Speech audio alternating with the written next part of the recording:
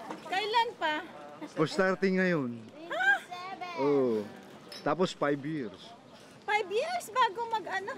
May mga nagulat pa rin wala ng biyaheng Alabang-Tutuban ang Philippine National Railways. Wala mo magagawa, itiis muna. Hindi na may iwasan kahit mahal o hindi, kailangan mag-commute. 25 buses ang binigyan ng special permit para bumiyahe sa Alabang-Tutuban na ruta. Sa Star Mall sa Alabang ang terminal ng bus papuntang Tutuban. Magsasakay dapat ang mga bus sa Bikutan, Nichols Exit sa South Luzon Expressway, EDSA along Osmeña Highway, Pasay Road, Osmeña na malapit sa San Andres, Vito Cruz at De La Rosa at Quirino Avenue.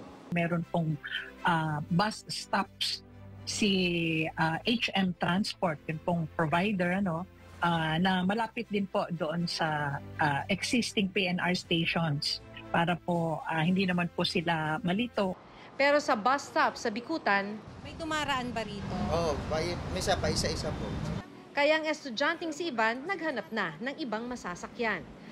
Dati po kapag nasa PNR na po ako, from station po ng Bikutan hanggang PUP Santa Mesa, mga 48 minutes lang po. Ngayon, nakadepende na po kasi ngayon sa may traffic. Kada 30 minutos dapat ang alis ng bus, pero sa Star Mall sa Alabang, pinupuno muna ito. Kung dati 30 pesos lang ang dulot-dulong biyahe sa tren, 70 pesos ito sa bus. Hindi lang pasahero ang hirap sa 5 taong pagtigil sa rutang Alabang-Tutuban ng PNR, kundi mga maliliit na negosyante sa paligid ng istasyon. Nagliligpit na ng gamit sa tindahan sila Priscilla kanina, pero wala pang malilipatan. Eksakto po, sa financial po ako namumroblema. Nag-iisip kung paano saan makapwesto.